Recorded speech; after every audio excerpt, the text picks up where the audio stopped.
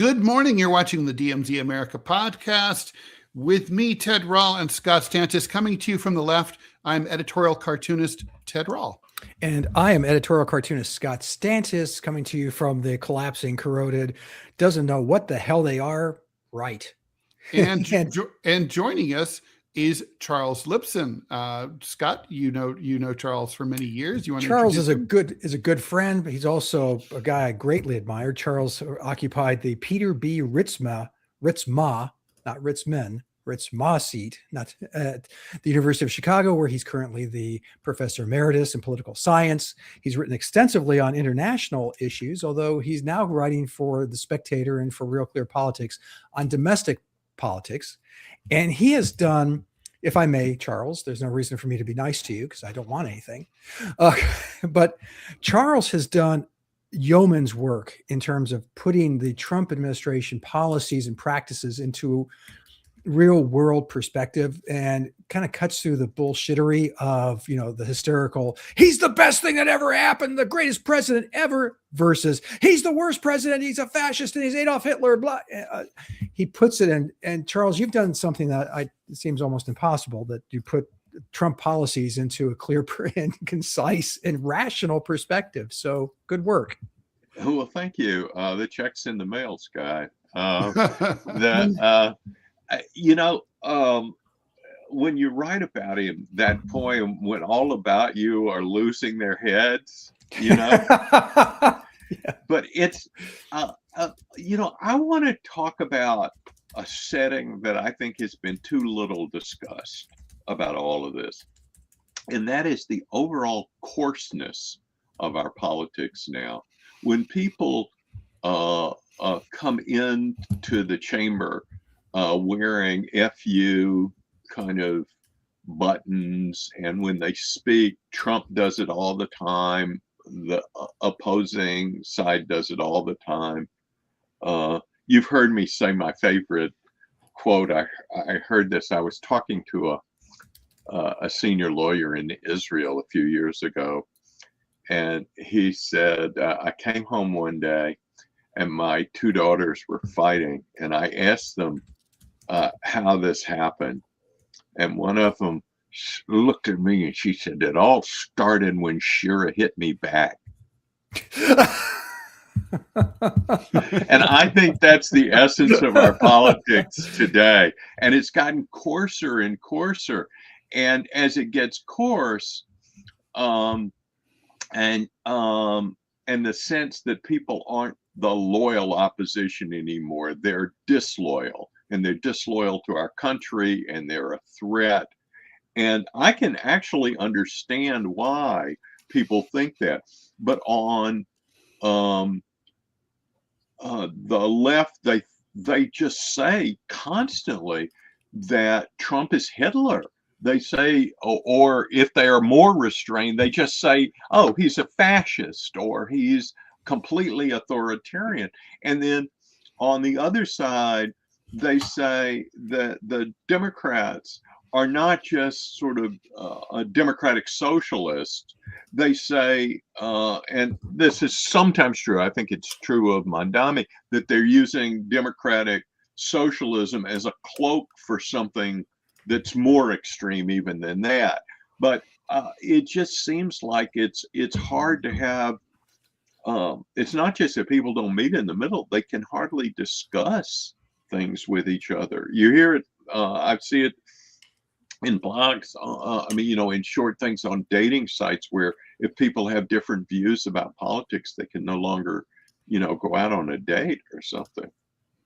Yeah, I always point to the example, my wife and I, quick story, 1988, we're expecting our second child. Janine's water breaks the morning of the election of 88, Dukakis versus Bush. And, we get her, driving her to the hospital. This is a true story. She insisted that we stop by the voting booth so she can cancel my vote.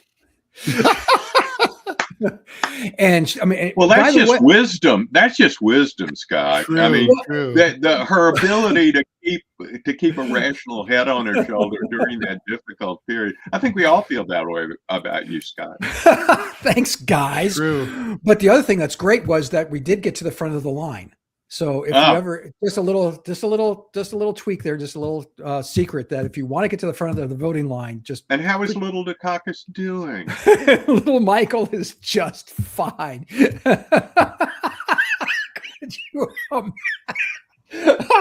Could you imagine for a moment? But then there's those of us who were left in the center who feel that Trump is authoritarian, if not fascist, and who also feels that the Democrats are probably hurtling towards communism. So, there's the happy I wish middle. that were true, that second part. Oh my God, Ted. There's no evidence to support the latter, but plenty of evidence to support the former.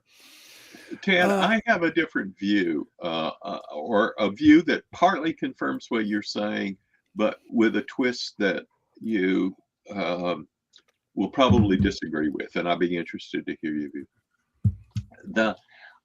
I think almost everything that Trump has done that's been very strong use of the presidency is the product of a presidency that was created first by Franklin Roosevelt and then by Lyndon Johnson. That they created this large bureaucratic state.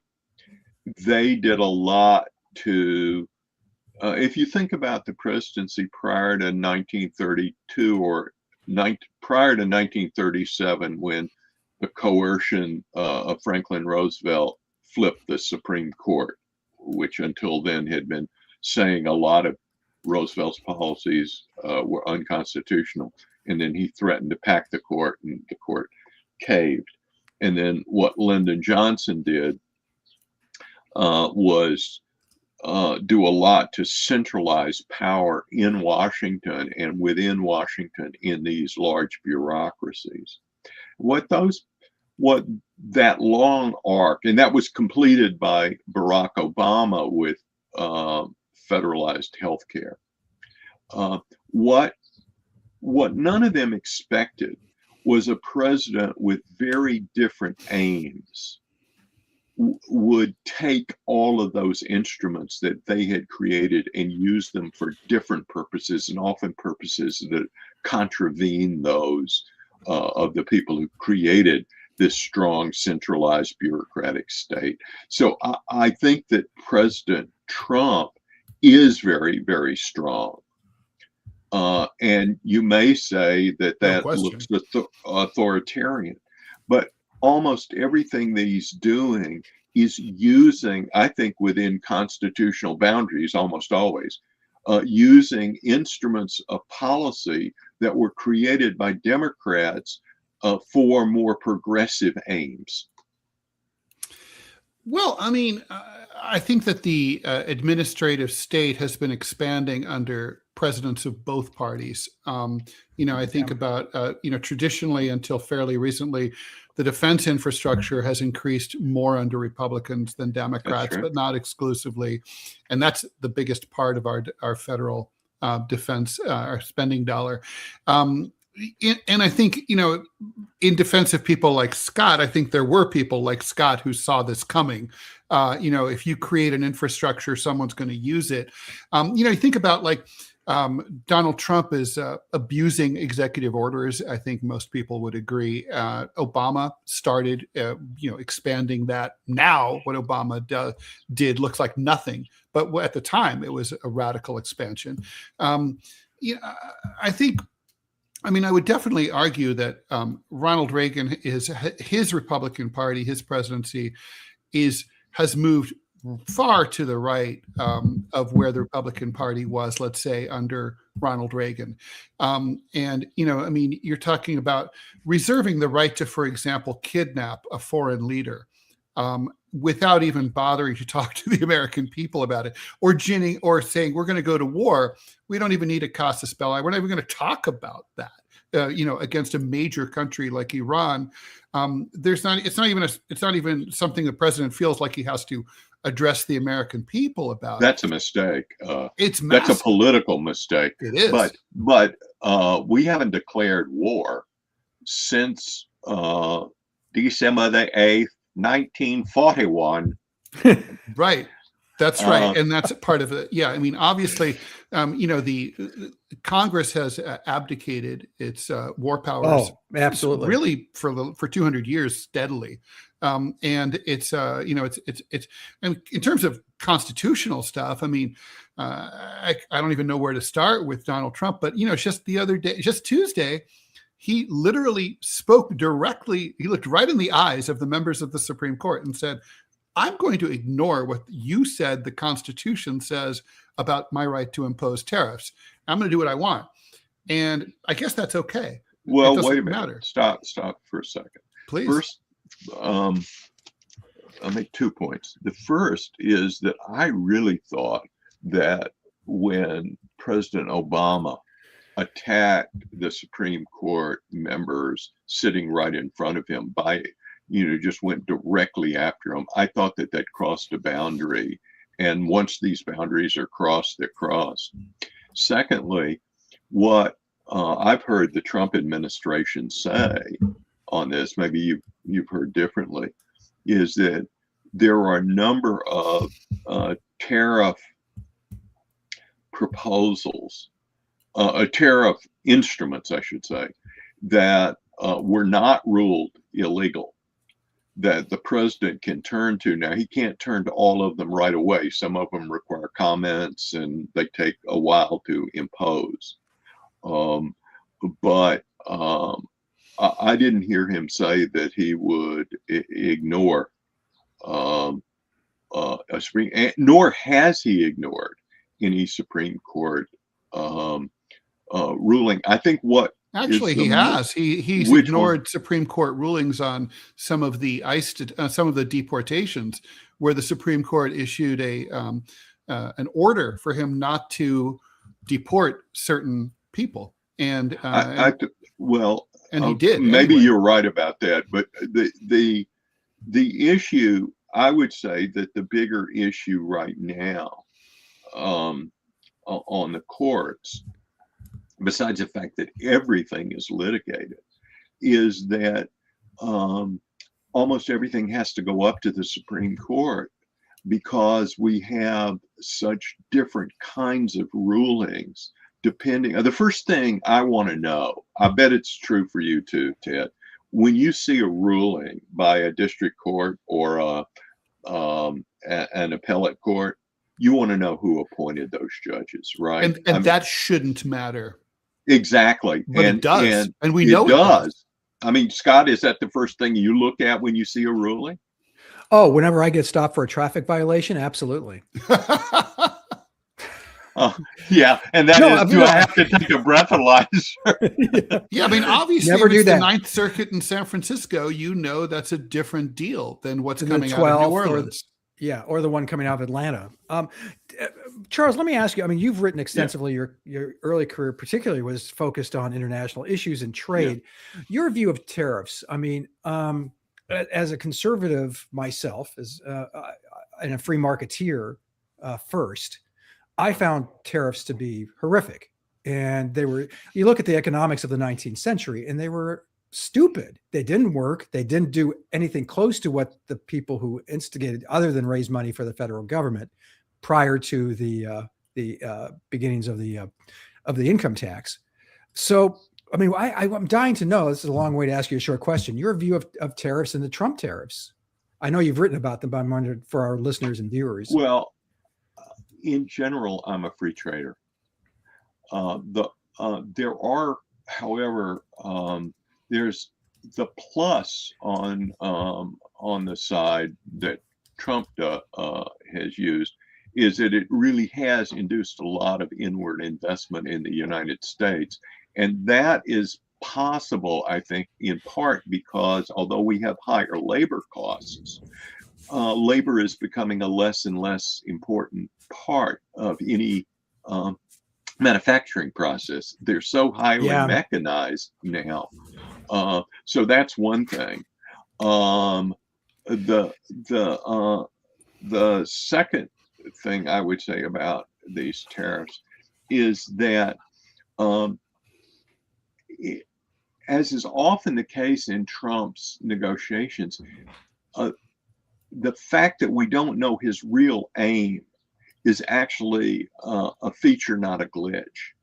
Is he using higher tariffs in order to get them to lower their tariffs? Or does he want higher tariffs to create a kind of moat around the large US market? And it seems like there's been both. And I would finally, I guess, final point, I think dealing with China is completely different. That is, China is an adversary, a geopolitical adversary. And they have also used their ability to cut off crucial rare earths and so forth as leverage. So, I would say, but Trump has just gone crazy with the tariffs and crazy with the rationale, and the fact that the Supreme Court was the right on the Supreme Court split basically 3-3, right? I mean, it was a 6-3 decision, but that was possible only because the conservatives split. But that brings us to the final point. Trump is not a conservative. No. He's a right-wing populist. And that has split intellectual conservatives. It hasn't split the movement. The movement almost, I mean, there's a huge support for this kind of populism, but the old sort of, you're wearing an Eisenhower, Nixon actually expanded the federal bureaucracy as much as or more than Lyndon Johnson.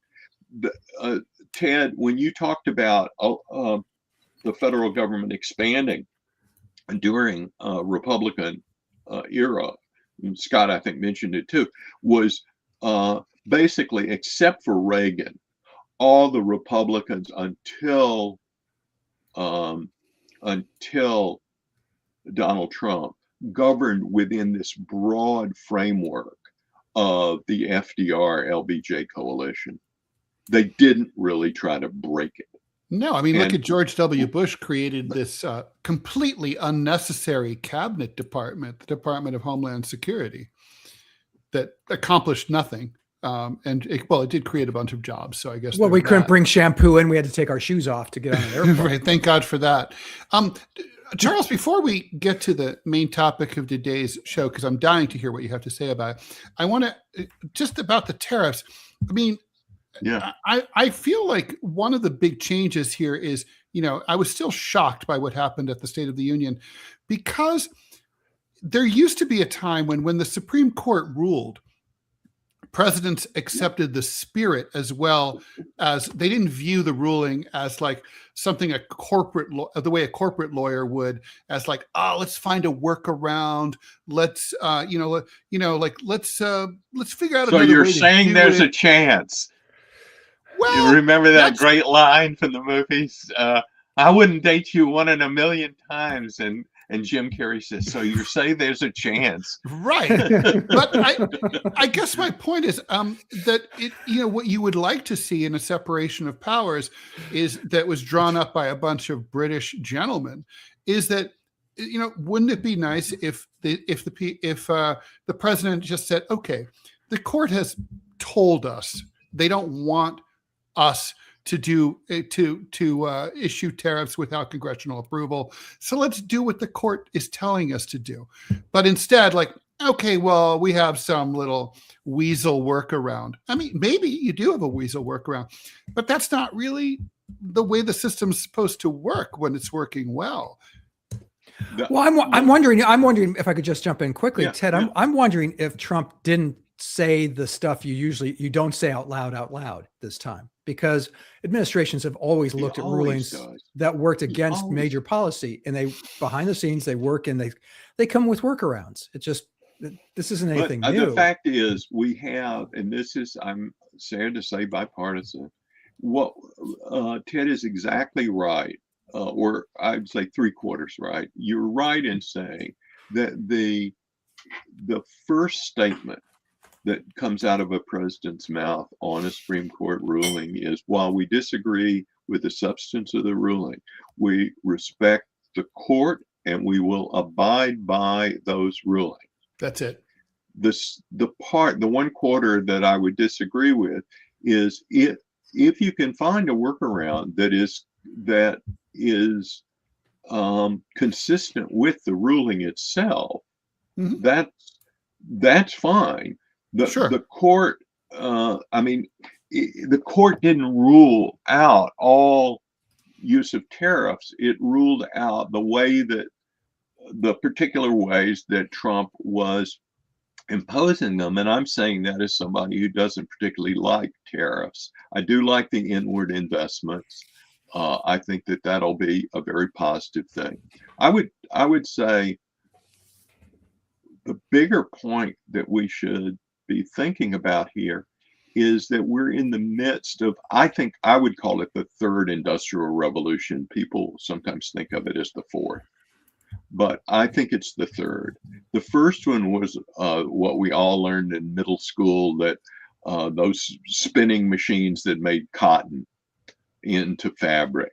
The gin. Okay, the cotton gins, exactly.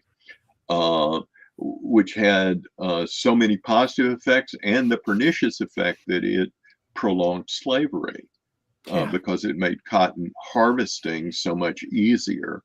And there was so much more demand for the cotton because of the new machinery. What's never mentioned, by the way, in all of those things that we learned. By the way, some breaking news, gentlemen. Yes. Yes. Hillary Clinton has just testified that she doesn't remember ever having met Jeffrey Epstein at all, and that she has no information whatsoever about him. So that's the way they're going to go. Okay, I didn't see why she was pulled into it. Actually, I think there were a lot of things you could go after Hillary on. I didn't see anything about Jeffrey Epstein. With her husband, you know, that's a different. There was a line that Dennis Miller once said that marriage couldn't be more about convenience if there were a Slurpee machine at the end of the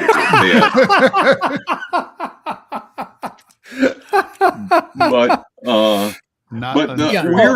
Wait, I gotta stop you there. Charles does one of the best Bill Clinton imitations around. Would you do just a little, please? Oh wow. Well, my favorite Scott. line, Bill Clinton was a year or two ahead of me and on the other side of the Mississippi River from me. I mean, one of the amazing things about Clinton is, you know, he was basically raised in Hot Springs, Arkansas, which was a den of gambling and all this stuff. But women and liquor. And he managed to say that he was from a small town near there, Hope. He was from the town of Hope. But I always said that I knew 20, 30 women in Arkansas who had not slept with Bill Clinton. Are you sure? That seems like I mean, but they may have been thin. That may not be true. But the second industrial revolution was the one that created big cities like Chicago. It was this heavy industry, steel and electricity and telephones, and then the moving assembly line that Henry Ford created. But what we are doing now is is AI and computerized intelligence, very mechanized factories with very few workers. And then I think we're on the cusp of yet another more major breakthroughs in medicine, where we understand the full, where we understand the basic mechanisms in our body. I would say that this will make us much wealthier as a country, but it also creates a sense of uncertainty that everybody has about their jobs. If you were working for a newspaper 30 years ago, what's a newspaper? Your job was certain, mainly because I can remember talking with the people who ran the Tribune, and I'm sure you had similar discussions, both of you, with people at your various papers. Marshall Fields had nowhere else to advertise, right? Right. It had nowhere else to reach its market. And if you were trying to sell an old set of china, you had nowhere else to advertise except the want ads. I mean, except the classified ads. Sure. When that changed, there was a different way not only to get your news, there was a different way to reach your markets, your consumer markets. And that changed everything. And what happened to you guys in the newspaper business is what's happening to everybody now, right? I mean, if you work in almost any field, you're wondering what's the next thing, the next technological change that's going to disrupt me. If I'm a long distance truck driver, how much longer do we need a driver in these trucks for 2,000 miles? As long as possible, as far as I'm concerned, because I do not like the idea of AI or auto driving. Right. No, I completely understand. Terrifying. That. I know you want those illegal truck drivers that don't not those guys. Don't speak English. No, but I'm on team right wing when it comes to that. I do not understand how there could be a non-U.S. citizen truck driver on an American highway. Do not understand. Oh, I do. Living on the border, I totally saw. Well, if they're from Mexico, that's totally not the same. If they're driving back to Mexico, that's not what I'm talking about. No, they bring goods in from Mexico. So I'm not talking about that. See, I just want to say that I think that this when you hear people talking about being gloomy about the economy, even though we have unemployment under 4.5%, which is basically considered full employment, and we have wages that are now growing slightly faster than inflation. Not that inflation. I mean, come on, Charles, you and I both know real inflation is like way higher than the official inflation rate. I mean, just the other day, the president was talking about bullshit core inflation, which isn't even a real thing. And I would say bullshit has become incredibly cheap. That is something you can get it here we for free. Can't get enough of. You can get it here for free from me and Scott. But I mean, it's inflation is definitely. I mean, the American people know that they're losing ground every single year. I mean, I think about, like, say, in New York City, the average apartment now rents for $5,000 a month. Okay, median apartment. When I first arrived in the 1980s, the average apartment rented for $1,000 a month. Now, I guarantee you, no one's income has increased fivefold on average since 1980 in this country. And you can just sit there, and that's housing is your biggest price. I mean, the point is, everybody knows the inflation rate is, and if you save your money in a savings account, you're getting like 0.4% interest. I mean, it's very, very hard for people to keep their head above water, much less being able to save for a rainy day. Yeah. New York has an unusual housing market because so much of the housing is rent stabilized and so forth. And I don't know what the prices of rentals in but Houston. You have similar problems all over the country, right? I mean, I can tell. Yeah, no, I can tell you that rentals here in Birmingham, Alabama, which you think would be cheap, I think a 2-bedroom goes for $1,200 on average, $1,200 to $1,500 a month, which is given that we also have very much lower wages here, much lower. It does speak to an economy where people, I mean, here's the thing. Trump, I think, is trying what HW did back in the before the 92 election, which was, and he was right to say that the recession was shallow and we were coming out of it. And the numbers certainly pointed in that direction. And Clinton, that turned out to be true. Yeah. Yes. And Clinton rode that, the expansion, the economic expansion. But now people, I mean, you go to the store and you drop $110 and you have one bag of groceries. I mean, it's that kind of practical boots on the ground stuff that this president. Scott, I always ask the person at the checkout counter, whether she is hearing complaints about prices. And I continue. I mean, it's just I just Interesting. routinely do it, and they always say I'm still hearing a lot.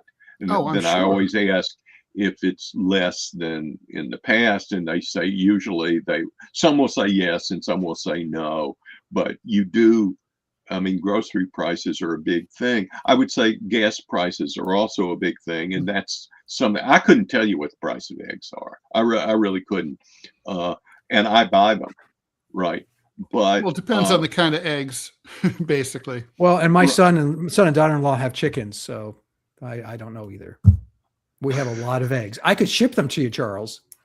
Oh yeah, I'm sure they'd arrive in perfect condition too. There was a chicken shack across the street from me when I was growing up. And Charles, let's talk about the midterm my mother was elections. very sophisticated, and I would come home literally covered in chicken shit. Many of my colleagues think that those days are not over. And my mother just couldn't believe she had raised this child. I was happy, just covered. Charles, I got it. So you know, I know Scott sent you my column this week. Yeah. It would, and the question I asked was, you know, I basically stipulated that Trump would have some good reasons to cancel the midterm elections if he could. And to, you know, sort of go over it very briefly, his motivations are he turns 82 in 2 years. He'll be leaving office. He can't be pardoned or self-pardoned on the on the state charges that hang over him. He could face sentencing if, you know, theoretically at that time. So he has a personal risk there. It's easier, I think, to cancel a midterm election politically than a federal presidential election. It's the Constitution allows the Congress to shut down the federal court system. So it is possible for a president to declare a state of emergency, suspend an election. And you know, it's not like we've never had an election delayed or had, you know, for example, I know it's a city election. New York City's primary was supposed to happen on 9/11. It started, and then those assholes flew those planes into the buildings. The primary, you know, Mark Green would have been the mayor of New York City if that primary had taken place on time. But then the politics shifted dramatically, and instead of getting a liberal progressive, we ended up with Michael Bloomberg, who was endorsed by Rudy Giuliani, America's mayor. So elections can be delayed; they can be changed. You can also have them in the middle of a civil war. I guess my point is it theoretically possible that Donald Trump could figure out a way to cancel the midterm election or delay it indefinitely? You know, and how would that look? Do you remember that early Saturday Night Live routine that was a parody of a show in which there was a conservative and a liberal that went at each other and Jane, you ignorant slut. Jane Curtin. Yes, and Jane Curtin, and it was Dan Aykroyd. So Ted, you ignorant slut. I'll take half of that.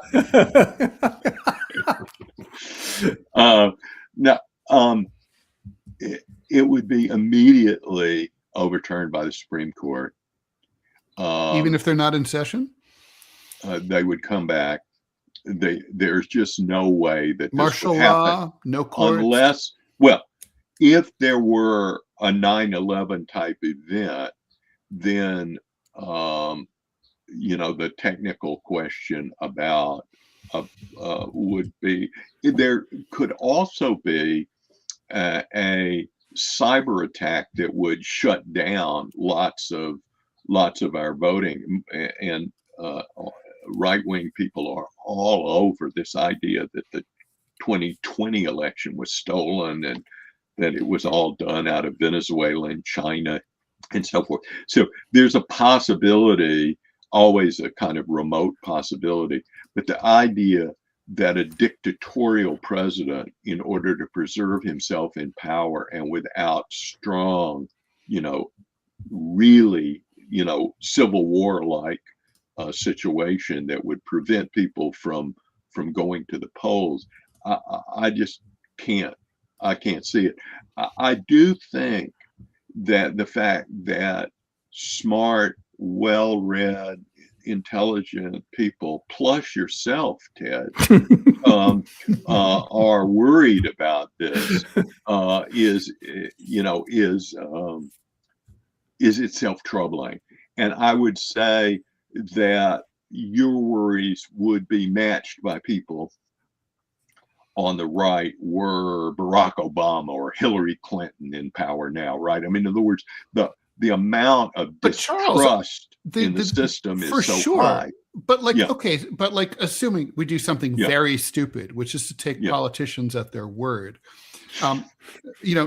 Obama and other Democrats, Hillary Clinton never said they never made any comments about toying with the possibility of canceling an election or delaying an election or modifying an election. This president has repeatedly, starting in his first term, he said that, if he didn't win, he didn't win re-election, it would be because he'd been cheated out of it. Right. There's January 6th. Need to get into that. He ordered Texas gerrymandering at a time of, in the cycle when it normally wouldn't have happened, in order to try to put his thumb on the scale in the midterms this year. He's repeatedly said that perhaps the 2026 midterm elections should be canceled, shouldn't have them.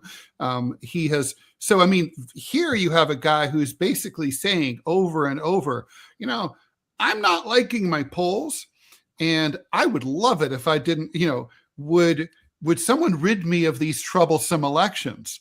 Right. Yes. Well, I mean, that's the difference here, right? I mean, so Republicans, Democrats are not paranoid if the guy who says he's out to get them might be out to get them. The Republicans were paranoid. I think that this sense of exaggerated fear, I can understand why people have it. And I think it's kind of symmetrical. I really do. The rhetoric out of Trump is unique. There's never been another mainstream political leader in our memories who's I don't think made he's rhetoric emphasized like the canceling of elections. You may be able to find some things where he said he didn't wish he didn't have them and so forth. But I can find you quotes where he said we should cancel these elections. Yeah, but this is kind of, look, to me, the basic problem here, there are two problems. One is that the two sides are so deeply divided, and there's it seems like the old idea that you could sort of at the end come together to find reasonable solutions. It just doesn't happen much anymore. It doesn't happen because the people who do that risk losing in the primaries to their opponent. I mean, there's a logic to it. But I think the second thing that's kind of implicit in what you say and that I do agree with is that I think that a lot of our politics is governed by norms, by shared norms. Mm-hmm. And what we were talking about earlier about the Supreme Court was really, they rule against tariffs. Well, that's a ruling about a specific provision of a specific law. It mentioned a bunch of things, but it didn't mention tariffs. And so imposing tariffs under that law, there's no penumbra in that law. Remember, it was the penumbra that was the rationale for Roe versus Wade. It wasn't in the law, but we could make an inference about the penumbra. But what the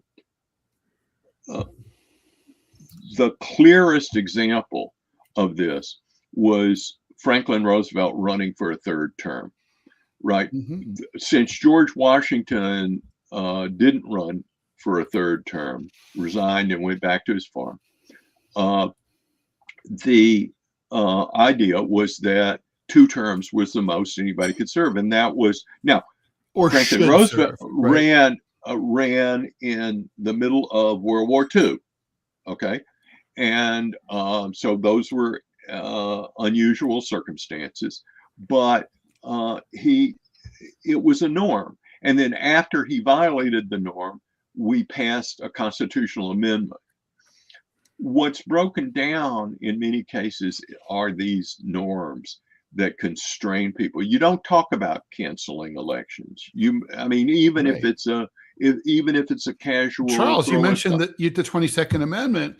Donald Trump has repeatedly floated the idea of running for a third term, despite the 22nd Amendment. But I think a lot of times what he does is he throws out these things as a shiny object, and they send Ted Rall off the rails.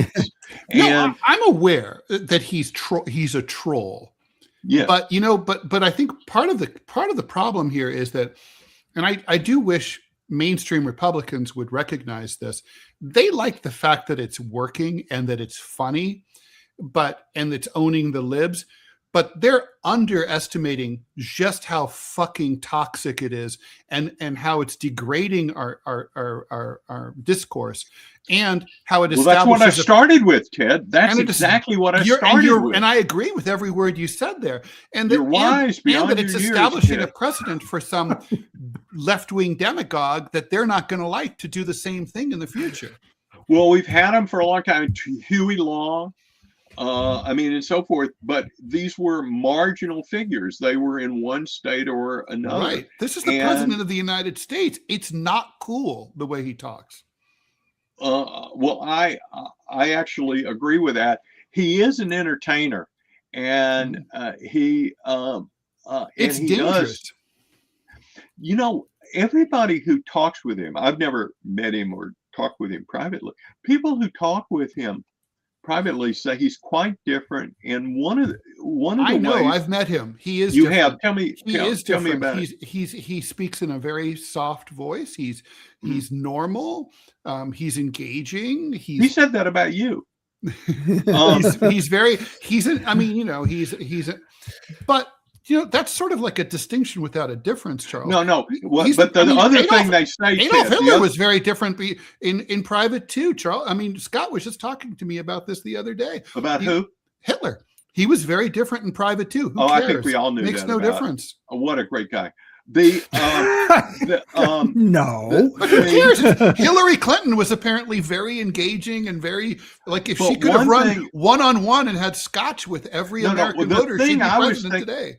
The thing I was thinking about Trump that is so different is that people say he actually likes people to come in on different sides of an argument. I think he hates that when it's public, when somebody does it publicly that's against him.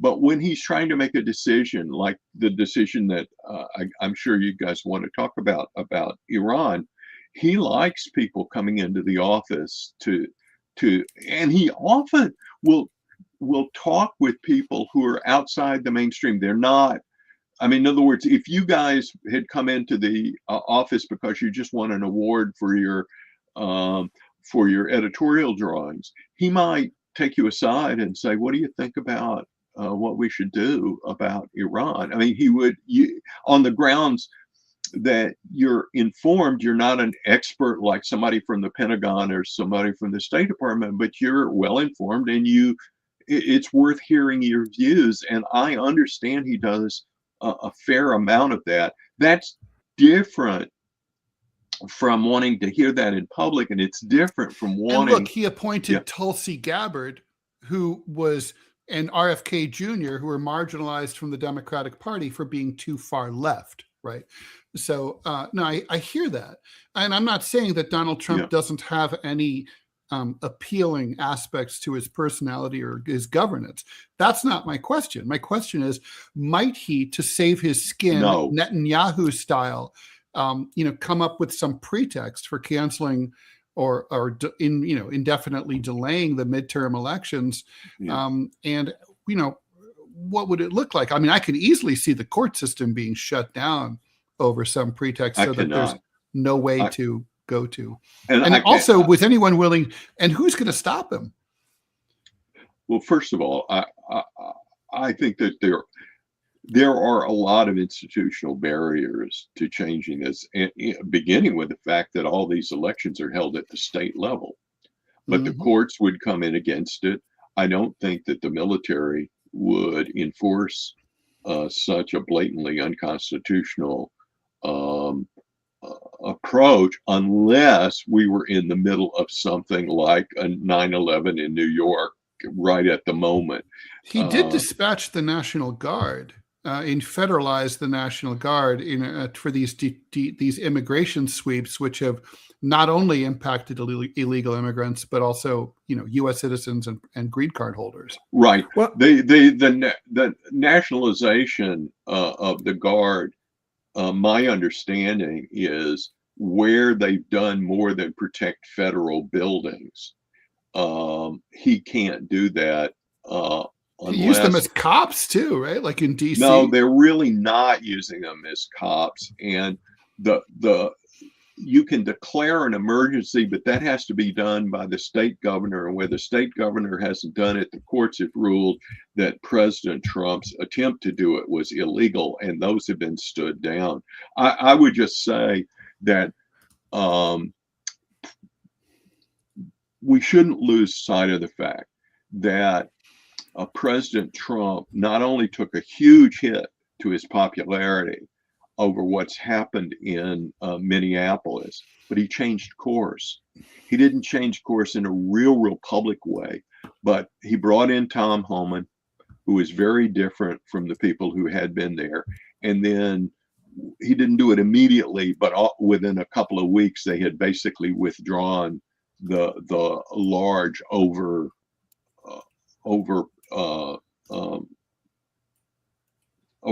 of the Guard and so forth there. So I think that on the hyperbole, I think that the problem is hyperbole. I think there was a difference between the way that J.D. Vance spoke about the economy the day after the State of the Union and the way that President Trump did.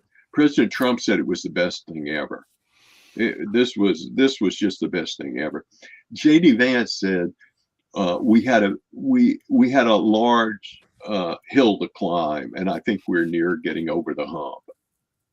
And that's a very different. But J.D. Vance isn't the president. No. But I think that I think the big problem is that you don't win. The big problem is that you always lose the midterms if you're the party in power, unless it's something really extraordinary. And the midterms, to the extent that they have a chance, the Republicans in the midterms, it will depend on the economy. People aren't going to vote on foreign policy, but Trump's got a big decision on foreign policy that he has to make in the next week or so. Well, the foreign policy problem is that the American people, and the polls reflect this, the American people think that the president does not care about them and is not focused on their problems. They elected this guy to do to secure the border, which in fairness, and I hated him, Joe Biden had done before he left, right? Right before he left, right? And basically the border, that's accomplished. But they also elected him to do something about out of control prices and affordability. And there's no evidence whatsoever that the president has done anything about both that. Both of those are wrong, Ted. Both of those are wrong. Well, the polls show that the border was wide open for 3 years. In the final year, Biden half closed it. The difference after Trump took office is still quite dramatic.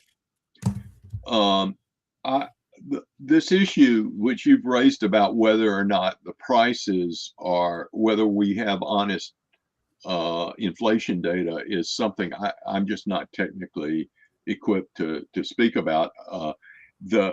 My sense is that the big inflation was fueled by very heavy spending after the COVID crisis had ended. We knew that the COVID crisis had ended. And a massive surge of pent-up consumer demand after the lockdown. And Biden pushed through these two very large multi-trillion-dollar spending bills.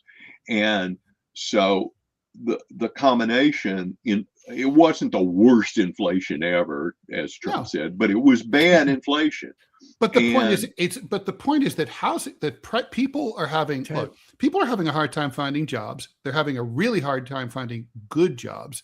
A lot of these problems are systemic and have been building over decades. And AI scares the shit out of people. Well, that's what I'm saying. Yeah. They're feeling really insecure, and they think they don't see a good future ahead, right, for themselves or for their children.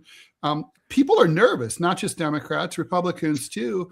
Things are expensive, and their wages are not going up, and they're worried about losing their jobs. This economy is creating anemic job growth. I mean, the point is the American people don't like this economy. Well, wait a minute. No question about it. The job growth is really interesting. Net job growth has been fairly anemic, but private job growth has been okay. And the loss of jobs has been in the public sector. Yeah, I'm all for that. I'm all for it if they're replaced by private sector jobs, which they have not been. Well, the last one, I think, there were something like 50 or 60,000. There were a couple of 100,000 increase in private sector jobs and 60 or 70,000 decrease in public sector jobs. I mean, it was not a bad number for the private sector. It wasn't a huge boom number. You need a big boom number in the private sector to make up for what's going on in the public sector. Well, that would be nice. I agree with. Otherwise, we're all competing against these unemployed former public sector employees. Well, and old newspaper guys. I agree with the worst. I agree with that. And academics, by the way, there's a crisis in academia. True.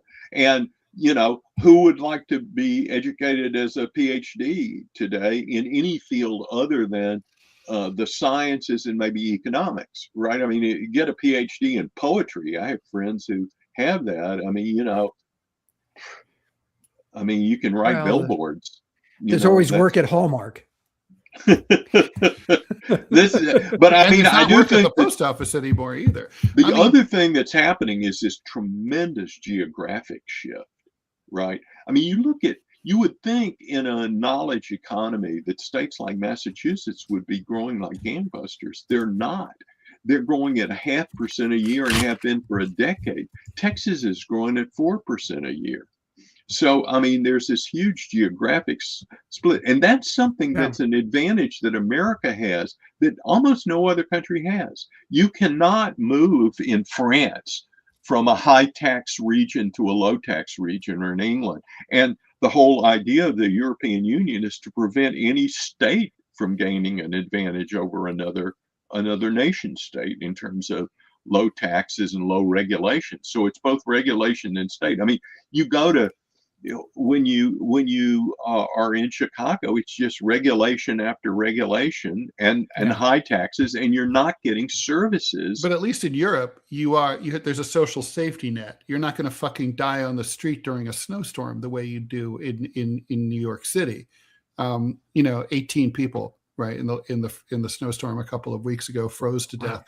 I mean, it's disgusting. But the point is, I would be, if I were Donald Trump, I'd be very nervous about the midterms. I mean, the House. Oh yeah. The House is gone. Now there's worries, probably overblown, but still worries about the Senate, GOP seat, the Texas Senate seat. John Cornyn versus Ken Paxton. Oh, Paxton is a piece of. And he's probably going to be the nominee. He is a piece of shit. And Trump is, exactly. And if the Republicans the Democrats nominate their more moderate candidate, they really have a chance. Let me ask you a question, though, on the Democratic side, Ted. What do you make about the way that Spanberger looks to have shifted from the way that she campaigned to the way that she's governing? Can you be more specific? Well, she basically ran as a center left candidate, but as soon as she came in, she's moved pretty far to the left. She's wants she's reinstituted DEI. That'll of course be ruled illegal because it contravenes the Constitution.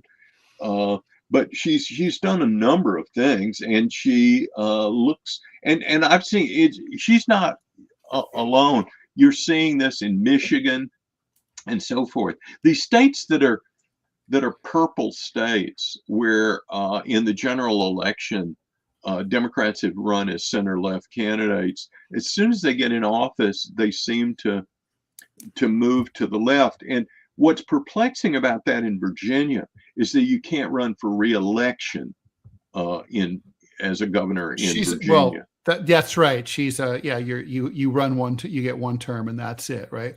Right. Look, she's running for vice president. That's what's happening here. Okay. And if you want to be in any party, you want to be the ideological attack dog to be the vice president. She won't be. That's a good point. Presidential nominee. I'm convinced that's what's happening, guys. I could not have planned this better. There is breaking news coming out of the out of the Washington Post, exclusive. I'm quoting this. Trump, seeking executive power over elections, is urged to declare emergency. Activists who say they are in coordination with the White House are circulating a draft executive order that would unlock extraordinary presidential power over voting. Now that's the headline and the subhead. I'll just read a couple paragraphs. Pro-Trump activists who say they are in coordination with the White House are circulating a 17-page draft executive order that claims China interfered in the 2020 election as a basis to declare a national emergency that would unlock extraordinary presidential power over voting. Trump has repeatedly previewed a plan to mandate voter ID and ban mail ballots in November's midterm elections, and the activists expect their draft will figure into Trump's promised executive order on the issue. The White House declined to elaborate on Trump's plans.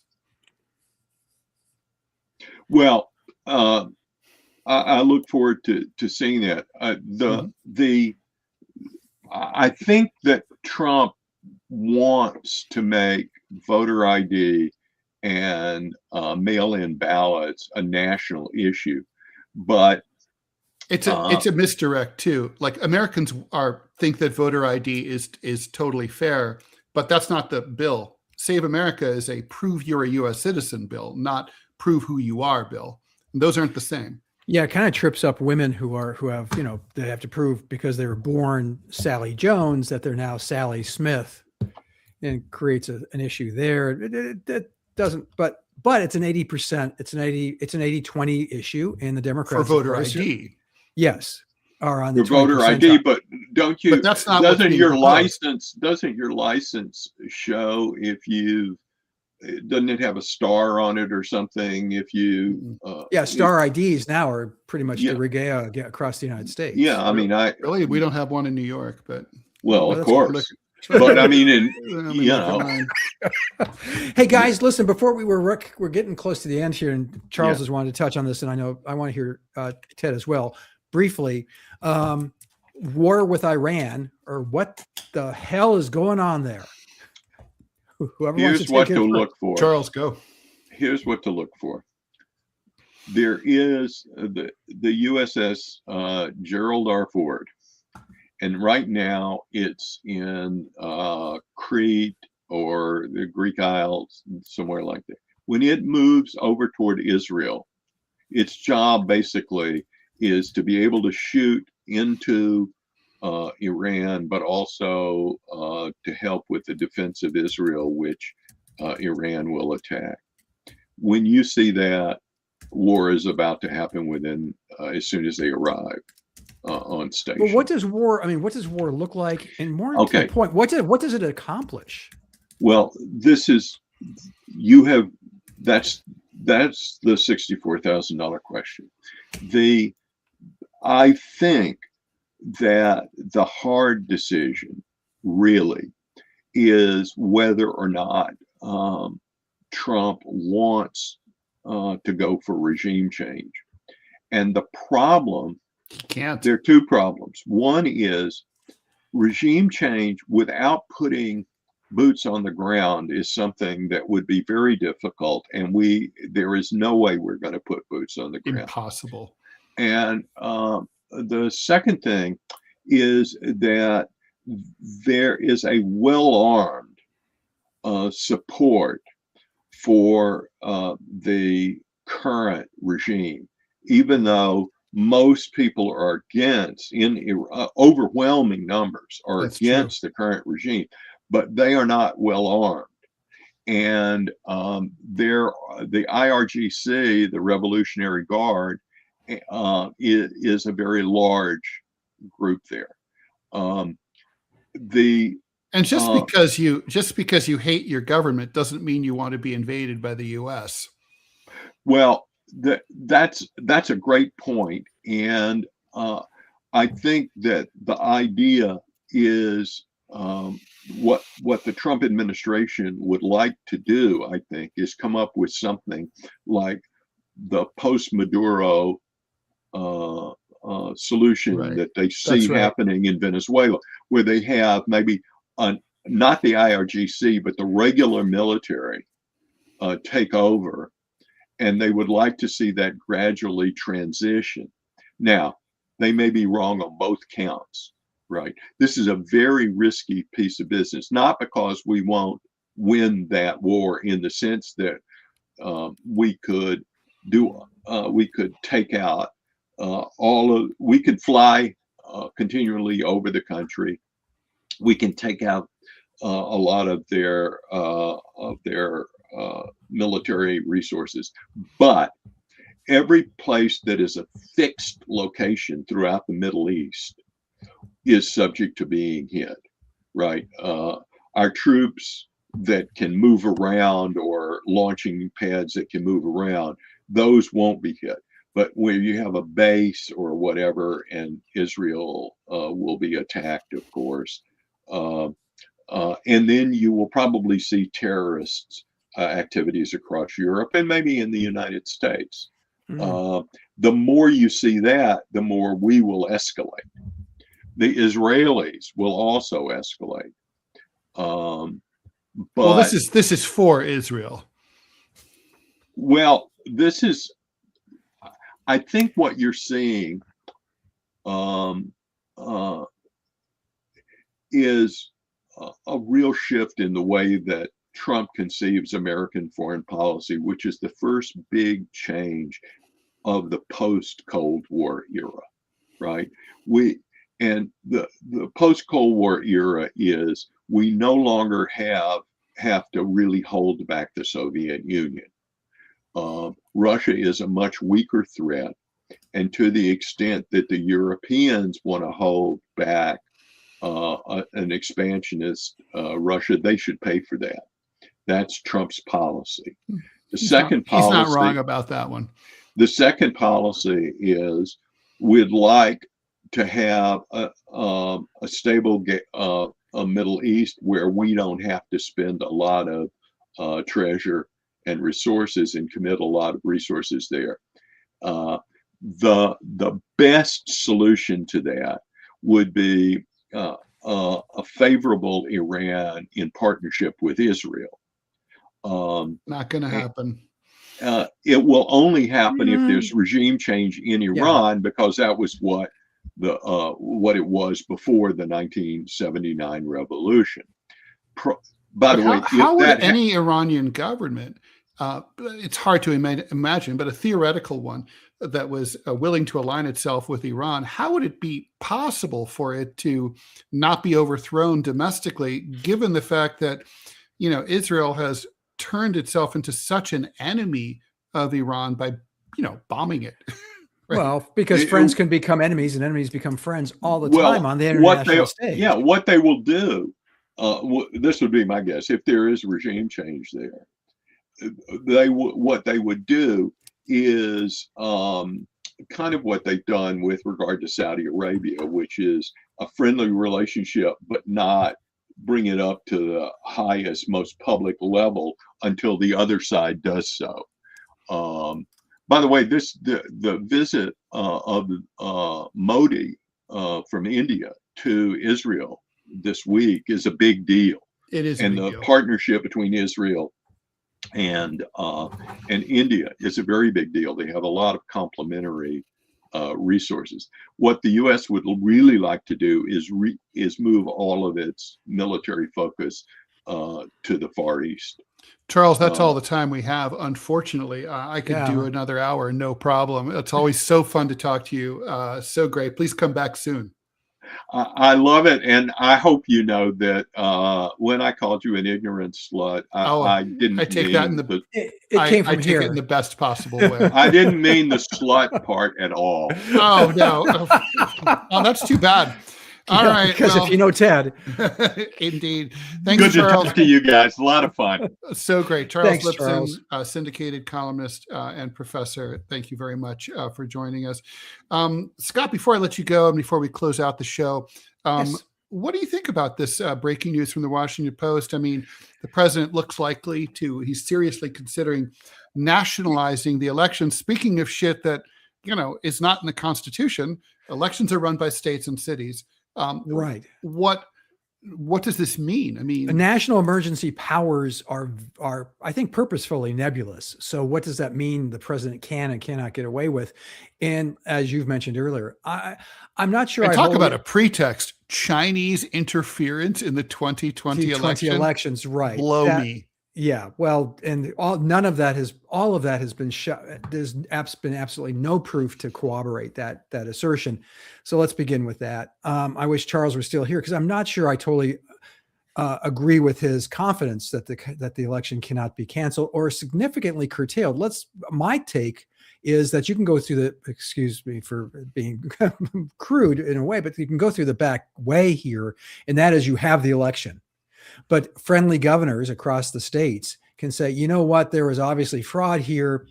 We can't certify these results. Therefore, Congressman, Gibboni is going to stay in office. We're going to have a redo at some later date. There's a lot of ways to finagle and fudge an election. Well, especially, but I'm just want to finish by saying this story from the Washington Post. Now, I want to know who these people are. I mean, it could be, because don't forget, there's a lot of, you and I both know, we've been involved in politics long enough to know there's a lot of, baloney heads who, beat their chest and say, I represent this wing of the Republican Party or this wing of the Democratic Party, make pronouncements. And then it turns out that they have no standing anywhere with anybody, and they're viewed with actually quite a lot of disdain from the party they claim to be speaking for. So let's see who's actually saying this first. But the fact that if the president has also said, this is something to consider, that is a terrifying and statement and a terrifying thing to consider, and one that we need to keep our eye on. So here's the logic coming from Peter Titkin. He's a Florida attorney who went to school with Trump. He's a Florida lawyer. He's advocating for the executive order. Under the Constitution, he says, it's the legislatures and states that really control how a state conducts its elections, and the president doesn't have any power to do that. True. But here we have a situation where the president is aware that there are foreign interests that are interfering in our elections processes. That causes a national emergency where the president has to be able to deal with it. He says that he's had certain coordination with White House officials, but his input has successfully led to a presidential action before.